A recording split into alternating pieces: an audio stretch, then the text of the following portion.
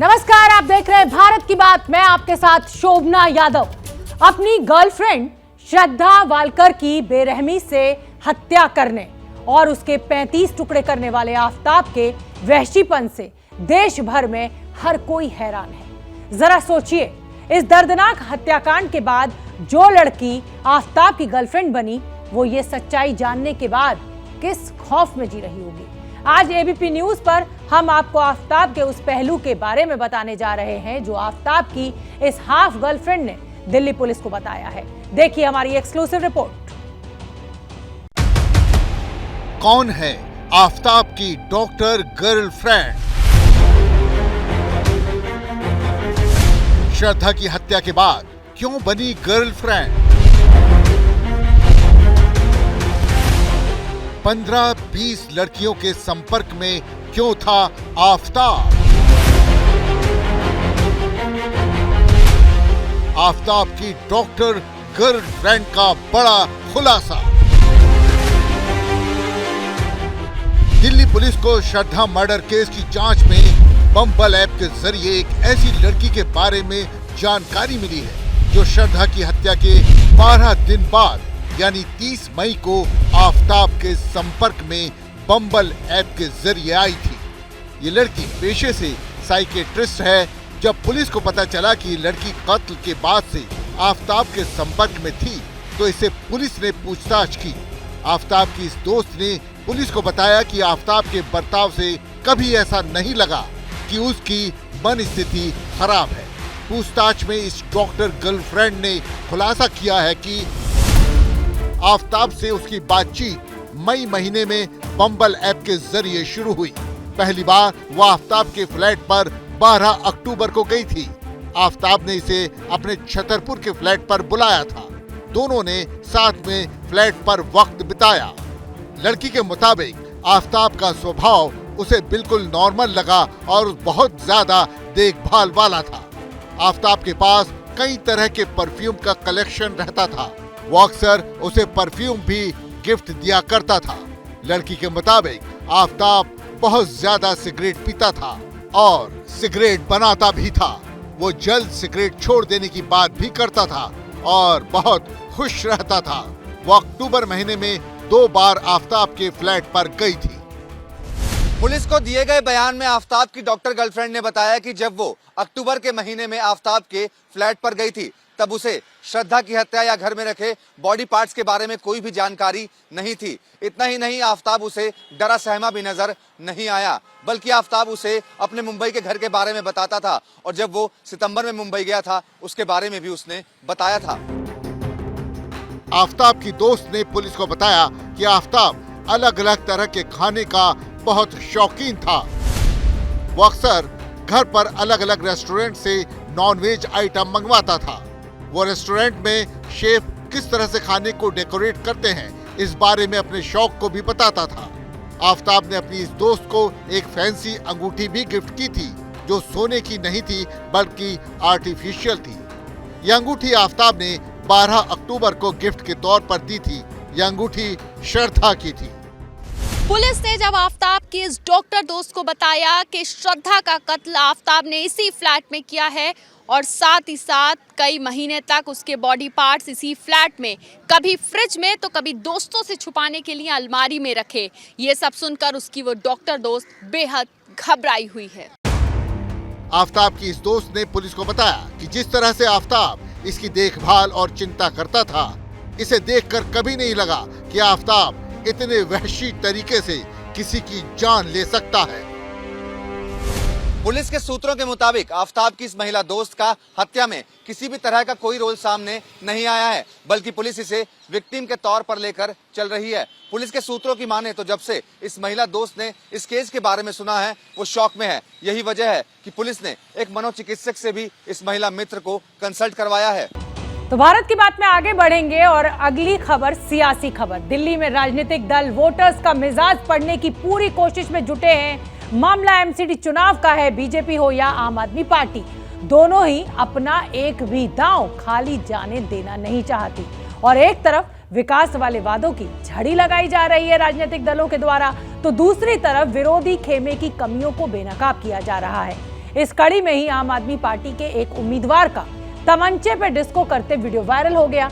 अब पुलिस कार्रवाई में जुटी है और सियासी दल चुनावी सियासत कर रहे हैं।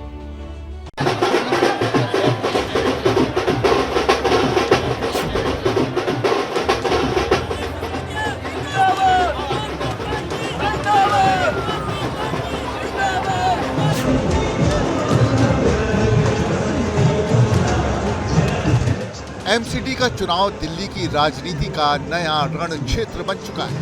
अब युद्ध है तो जीत के लिए साम दाम दंड भेद सभी आजमाए जा रहे हैं।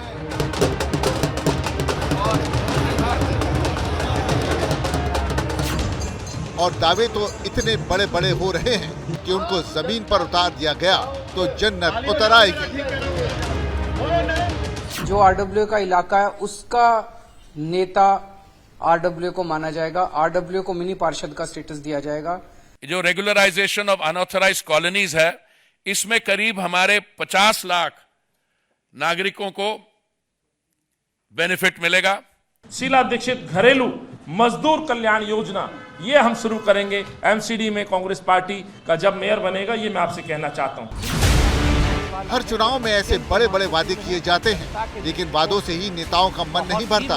ऐसे में आरोप प्रत्यारोप का भी कोई मौका नहीं छोड़ते। अब खुद को कट्टर ईमानदार बताने वाले आपके नेता अरविंद केजरीवाल के एक एमसीडी उम्मीदवार का ये तमंचे पर डिस्को देखिए।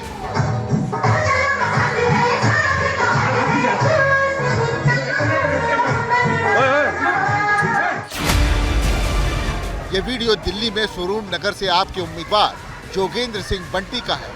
पीली टी शर्ट पहने ये जनाब तमंचा लहरा रहे हैं।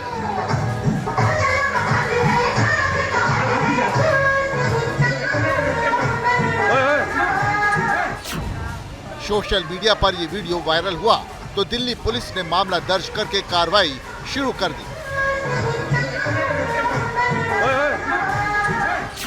इससे पहले आम आदमी पार्टी के बड़े नेता और दिल्ली सरकार में मंत्री सत्येंद्र जैन के किश्तों में तिहाड़ जेल से वीडियो आए। इन वीडियो को बीजेपी मुद्दा बना ही रही थी कि तमंचे वाले उम्मीदवार की तस्वीर आ गई। वो मसाज सेंटर बना दिया, रेपिस्ट थेरेपिस्ट बन गया। शिक्षा का और स्वास्थ्य की जो उन्होंने चिंता की है जेल में, उनको सबको जेल में भेजने का इंतजाम हमारी जनता करेगी। 15 साल से नगर निगम में बीजेपी की सरकार है, इन्होंने कोई काम नहीं किया 15 साल में। आज हम खुल के खड़े होके चैलेंज कर रहे हैं इन लोगों को कि भाई एक काम गिना दो, आप अपना एक काम गिना दो। इसीलिए इनको इतनी बड़ी फौज उतारनी पड़ रही है अपने नेताओं की। इनके इस बीच दिल्ली में शराब घोटाले की फाइल भी खुली हुई है, जिसमें बुधवार को अमित अरोड़ा नाम के एक कारोबारी की गिरफ्तारी भी हुई। मकसद सीधे शिक्षा और आबकारी मंत्री मनीष सिसोदिया पर चोट पहुंचाना है। दिल्ली में एमसीडी के चुनाव हो रहे हैं तो उत्तर प्रदेश के रामपुर में विधानसभा सीट पर उपचुनाव हो रहा है। ये उपचुनाव इसलिए हो रहा है कि यहां से विधायक चुने गए आजम खान की विधायकी रद्द हो गई थी। विधायकी रद्द इसलिए हो गई थी क्योंकि 2019 के लोकसभा चुनाव के दौरान उन्होंने प्रधानमंत्री नरेंद्र मोदी, मुख्यमंत्री योगी आदित्यनाथ और रामपुर के डीएम पर विवादी बयान दे दिया था। लेकिन अपनी पार्टी के उम्मीदवार के लिए प्रचार करने जब आजम खान पहुंचे तो फिर एक और विवादित बयान दे दिया। हमारी ये खास रिपोर्ट देखिए।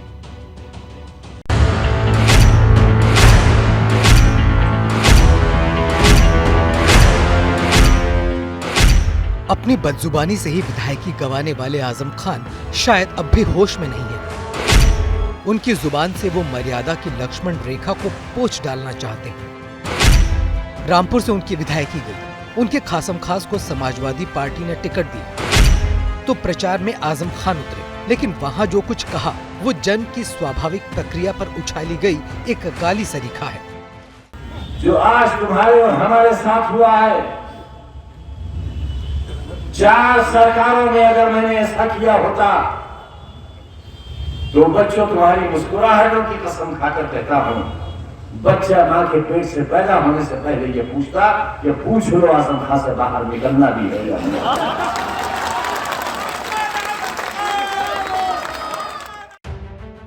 आजम खान 10 बार के विधायक हैं, 4 बार यूपी सरकार में मंत्री रहे हैं। 2 बार सांसद रहे हैं, 50 साल का लंबा राजनीतिक करियर है, लेकिन जुबान जो न कराए। अब सवाल है कि आजम खान ने ऐसा बयान दिया क्यों? क्या 27 महीने की जेल ने आजम खान को तोड़कर रख दिया है?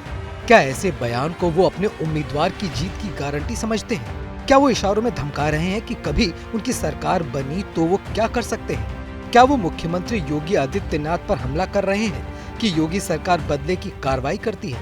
या फिर आजम खान अपनी उस पुरानी रवायत का पालन कर रहे हैं जहां उनकी जुबान से निकले शब्द राजनीतिक समंदर में तूफान लाते हैं? 28 सेकंड के वीडियो में आजम खान गब्बर स्टाइल में ये बता रहे हैं, उन्होंने सत्ता में रहते चाहा होता तो क्या किया होता। बीजेपी कह रही है कि ज्यादा पहले क्यों 2012 से 2017 के बीच अपना समय ही क्यों नहीं देख लेते आजम खान। मैं इसको केवल फ्रस्ट्रेशन के कारण कह सकता हूं। जब सत्ता छिनती है तो ऐसा ही लोगों को लगता है। इनकी भाषा शैली 12 से 17 के बीच की आप फुटेज निकालो और दोनों का मिलान करके देखो कि कैसे क्या आदमी बदलता है। वैसे ये पहली बार नहीं है कि आजम खान अपनी जुबान पर लगाम नहीं लगा पाए या विवादों में आए। आजम खान ने काफी पहले भारत माता के बारे में कहा था, जो माता अपने बच्चों के खून की प्यासी हो वो माँ नहीं हो सकती। उसके बाद जो कहा था वो हम आपको सुना नहीं सकते।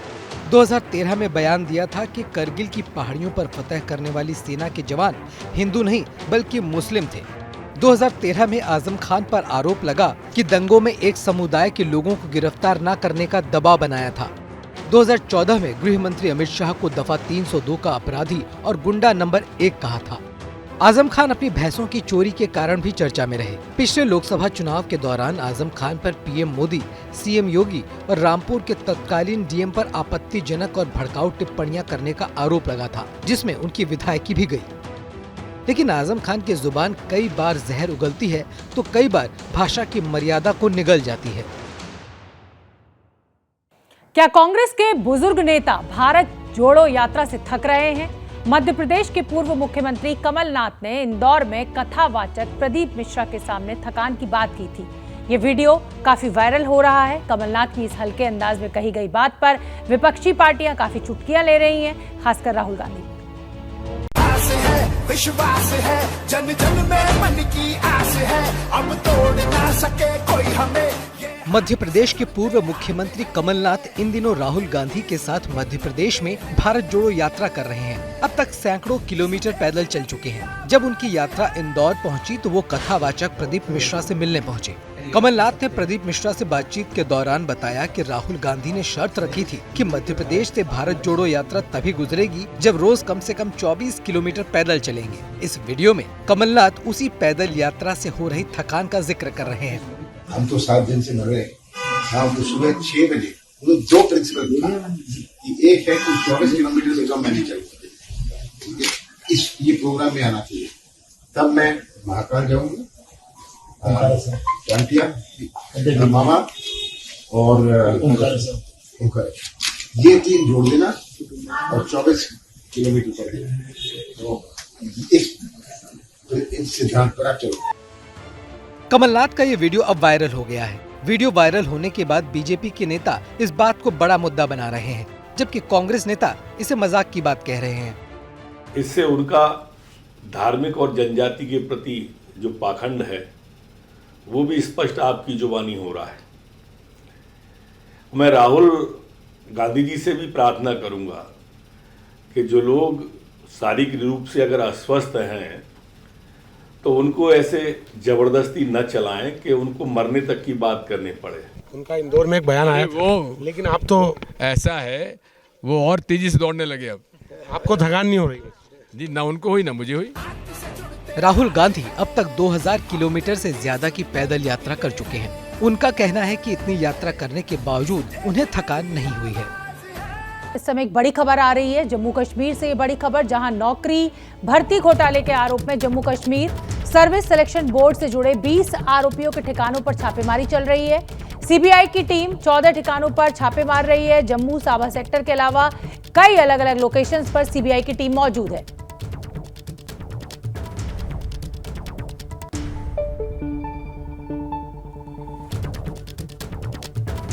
और हम आपको बता दें कि एबीपी न्यूज के सभी वीडियो देखने और खबरें पढ़ने के लिए abplive.com पर विजिट करें या डाउनलोड करें एबीपी लाइव ऐप। और अब वक्त हो गया है स्पेशल सेगमेंट का। क्या आफताब ने जन्नत की हूर मिलने के लालच में श्रद्धा का कत्ल किया था? क्या जन्नत जाने के ख्वाब को पूरा करने के लिए आफताब ने श्रद्धा को 35 टुकड़ों में काट दिया था? ये वो सवाल हैं जो सोशल मीडिया से लेकर देश के घर घर में नई चर्चा का विषय बन गए हैं। एक दावा जिसके बाद श्रद्धा मर्डर केस में लव जिहाद एंगल पर बातें होने लगी थी। तमाम वेबसाइट रिपोर्ट कर रही हैं और बड़े बड़े नेता इस मामले पर बयानबाजी कर रहे हैं। मुद्दा गर्म था, लेकिन सच्चा या झूठा इसकी पड़ताल जरूरी थी और इसीलिए देश को सच बताने के लिए हमने तहकीकात की। आप भी देखिए जन्नत की हूर पाने के लिए श्रद्धा के मर्डर वाले दावे का पूरा सच क्या है।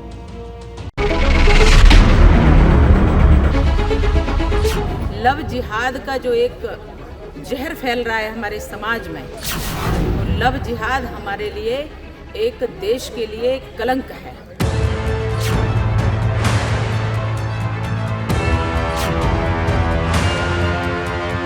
हमारा देश में लव जिहाद का खिलाफ हमें कानून चाहिए और देश में कोई आफ्ताब जैसा शौक निकाले तो सीधा फांसी काट में जाना चाहिए। ऐसा कानून हमारा देश को चाहिए।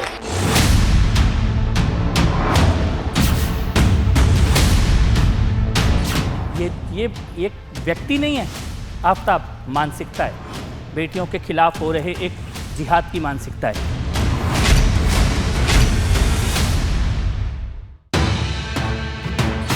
क्या आफ्ताब ने जन्नत की सैर के लिए श्रद्धा की हत्या की थी? क्या आफ्ताब ने जन्नत की हूर पाने के लिए श्रद्धा को बेरहमी से मार दिया? क्या आफ्ताब के सिर पर कट्टरता का नशा सवार था जो श्रद्धा की मौत की वजह बना?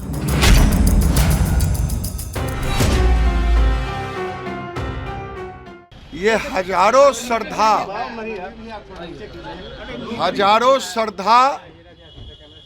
की शहादत हो चुकी है, लाखों श्रद्धा की शहादत हो चुकी है भारत के अंदर।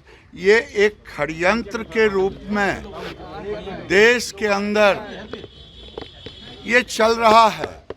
भारत में गैर मुस्लिम लड़कियों को, हिंदू की लड़कियों को अपने फांस में जब लाना, चाहे प्यार मोहब्बत, चाहे वेशभूषा बदल करके, और फिर अगर धर्म नहीं स्वीकारा तो उसकी यही हालत होती है जो श्रद्धा की हालत हुई है। ये एक तरह से षड्यंत्र है, जघन्य अपराध है। इसे जो भी संज्ञा दें, ये भारत के लोगों को सोचने पर मजबूर कर दिया गया है। क्या श्रद्धा की मौत के पीछे लव जिहाद है?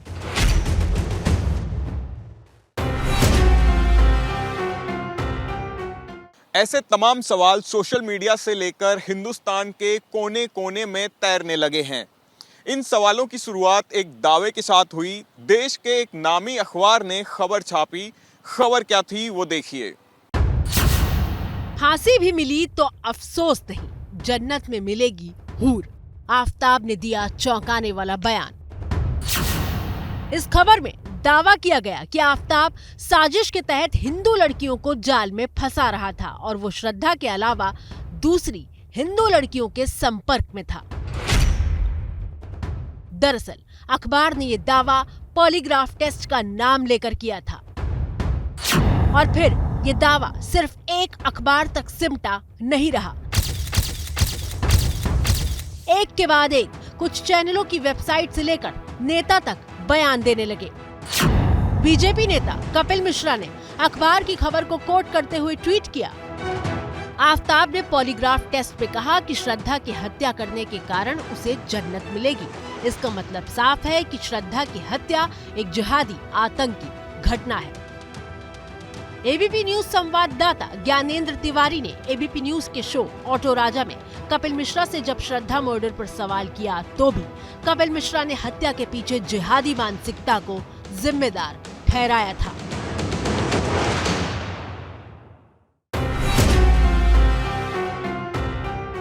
देश की एक बेटी का मसला है कपिल बिल्कुल। भाई, इसलिए मैं आपको लेकर आया हूँ। नहीं बिल्कुल, और मेरा ये मानना है कि श्रद्धा के साथ जो हुआ है वो एक सबक भी बनना चाहिए, इस देश के लिए एक सबक भी बनना चाहिए कि हम अपनी बेटियों को संभालें, अपनी बेटियों को बचाएं। ये एक व्यक्ति नहीं है आफ्ताब, मानसिकता है। बेटियों के खिलाफ हो रहे एक जिहाद की मानसिकता है और उससे सीखना पड़ेगा। कोई और बेटी श्रद्धा ना बन जाए, ये सीखना पड़ेगा। असम के मुख्यमंत्री हेमंत बिस्व शर्मा भी एमसीडी चुनाव प्रचार से लेकर गुजरात तक आफ्ताब का नाम लेकर लव जिहाद के खिलाफ सख्त कानून की वकालत करते दिखे। हमारा देश में लव जिहाद का खिलाफ हमें कानून चाहिए और देश में कोई आफ्ताब जैसा शख्स निकाले तो सीधा फांसी काट में जाना चाहिए। ऐसा कानून हमारा देश को चाहिए। लव जिहाद कोई शब्द नहीं है। मैं असम में रहता हूँ, लोग बंगाल में रहता है, लोग यूपी में रहता है।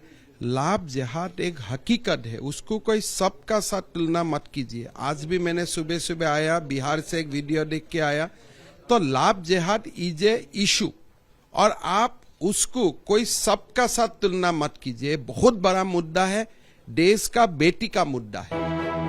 सांसद साक्षी महाराज ने भी श्रद्धा मर्डर केस के बाद हिंदू बेटियों को सावधान रहने की हिदायत दी थी। घटना दिल्ली में हुई 35 टुकड़े और जो घटना लखनऊ में हुई, लोगों में इतना आक्रोश है कि वो संभलने में नहीं आ रहा।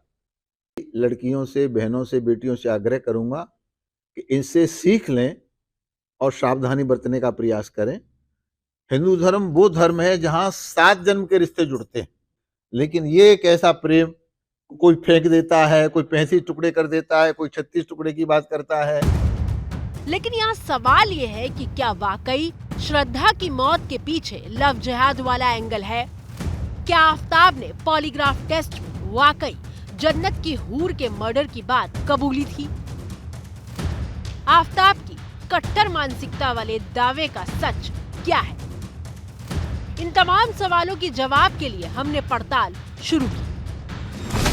एबीपी न्यूज के 3 अलग अलग रिपोर्टरों ने दावे की पड़ताल के लिए दिल्ली पुलिस से लेकर रोहिणी में एफएसएल यानी फॉरेंसिक साइंस लेबोरेटरी में संपर्क किया।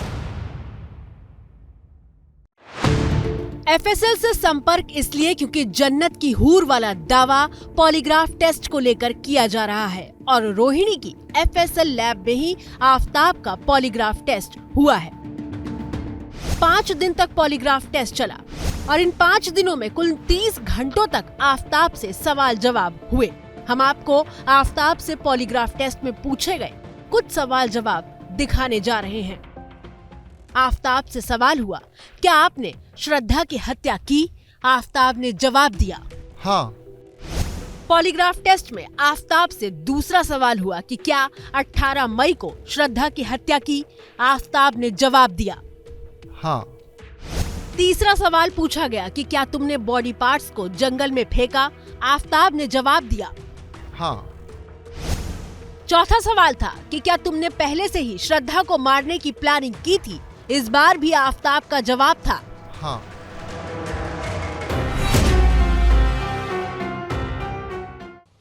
चार सवालों के जवाब आफ्ताब हाँ में दे चुका था। हत्या से लेकर प्लानिंग तक की बात कबूल चुका था और अब बारी थी 5वें सवाल की, जिसका जवाब आफ्ताब ने नहीं में दिया। आफ्ताब से 5वां सवाल हुआ कि क्या तुम्हें श्रद्धा की हत्या का अफसोस है? आफ्ताब ने जवाब दिया, नहीं। आफ्ताब से 6ठा सवाल हुआ, क्या तुम श्रद्धा की हत्या करने के मकसद से उसे दिल्ली लाए थे? उसने जवाब दिया, हाँ। 7वां सवाल आफ्ताब के परिवार से जुड़ा था। सवाल पूछा गया कि क्या तुम्हारे परिवार को पता था कि तुमने श्रद्धा की हत्या कर दी है? आफ्ताब ने जवाब दिया, नहीं। हमारे पास आफ्ताब के पॉलीग्राफ टेस्ट के दौरान पूछे गए 7 सवालों की लिस्ट मौजूद थी और इन 7 सवालों में जन्नत की हूर वाला न तो सवाल था और न ही कोई जवाब। दरअसल 5 दिन तक चले पॉलीग्राफ टेस्ट में आफ्ताब से कुल 250 सवाल पूछे गए थे, इसलिए मुमकिन था कि आफ्ताब ने किसी और सवाल के जवाब में हामी भरी हो। इसलिए आफ्ताब ने जन्नत की हूर पाने के लिए श्रद्धा का मर्डर किया या नहीं? इस दावे की तहकीकात करने के लिए एबीपी न्यूज संवाददाता वरुण जैन ने दिल्ली पुलिस के सूत्रों से बात की। सुनिए दिल्ली पुलिस के सूत्रों से हमें क्या जानकारी मिली।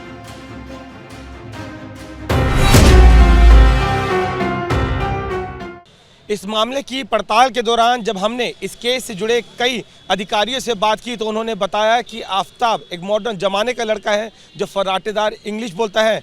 आफताब एक अय्याश किस्म का लड़का जरूर है जिसकी कई लड़कियों से दोस्ती थी, लेकिन उसकी मानसिकता कतई भी किसी एक धर्म की लड़की को फंसाने की नहीं थी। दिल्ली पुलिस के सूत्रों ने हत्या के पीछे आफताब के जन्नत के हूर वाले दावे को खारिज कर दिया था। अब बारी एफएसएल से संपर्क करने की थी। एबीपी न्यूज संवाददाता मनोज वर्मा को यहाँ पड़ताल में क्या पता चला, सुनिए। आफताब के पॉलीग्राफी टेस्ट के दौरान भी एफएसएल की टीम ने उसके सामने इस तरह के कई सवाल दागे जिससे उसकी कट्टर मानसिकता के बारे में पता चल सके। ये पता चल सके कि क्या आफताब एक ही धर्म की लड़कियों को अपने जाल में फंसाता था और क्या श्रद्धा का कत्ल भी उसने इसी मानसिकता के चलते तो नहीं किया। एफएसएल के सूत्रों ने इस सवाल के जवाब में हमें ना कहा। जन्नत की हूर के लिए हत्या के दावे को दिल्ली पुलिस खारिज कर चुकी थी, जबकि एफएसएल टीम ने भी कट्टरता वाले एंगल पर जवाब ना में दिया था। एबीपी न्यूज के तीसरे रिपोर्टर अभिषेक रावत ने दिल्ली पुलिस और एफएसएल के दूसरे सूत्रों से बात की।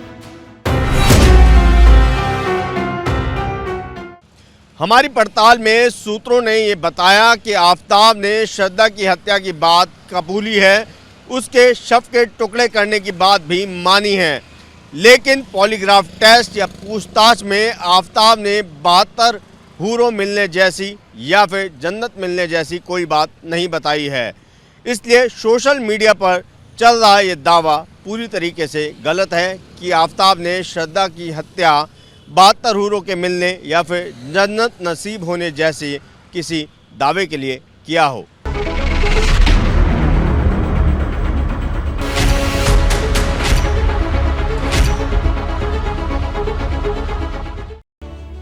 ये दावा तो झूठा साबित हुआ, लेकिन श्रद्धा की हत्या की हकीकत के सारे पन्ने खुलने अभी बाकी हैं। आफताब का पॉलीग्राफ टेस्ट पूरा हो चुका है, लेकिन अब बारी नार्को टेस्ट की है। नार्को टेस्ट के लिए कल की तारीख मुकर्रर है। 1 दिसंबर यानी कल आफताब से वो सवाल पूछे जाएंगे जिन पर पॉलीग्राफ टेस्ट में उसने चुप्पी साधे रखी। जिन सवालों को अपनी चुप्पी से चकमा देकर आफताब बचने की कोशिश कर रहा था, अब नार्को में उसे अपना मुंह खोलना पड़ेगा और पूरा सच बताना पड़ेगा। तो भारत की बात में फिलहाल मेरे साथ इतना ही, फिर होगी आपसे मुलाकात। जैसे ही घड़ी का काटा दोपहर 2:30 पे आए, बबीता जी का दिल सास बहू साजिश के लिए मचल जाए। और ये है इनकी बहू, पूरे दिन ऑफिस की टेंशन हो जाए गॉन जब ये करें अपना फेवरेट शो फ्री टाइम पे ऑन। इनकी तरह आप भी देखें अपना फेवरेट शो अपने टाइम पर और डाउनलोड कीजिए एबीपी लाइव ऐप अपने स्मार्ट टीवी पर।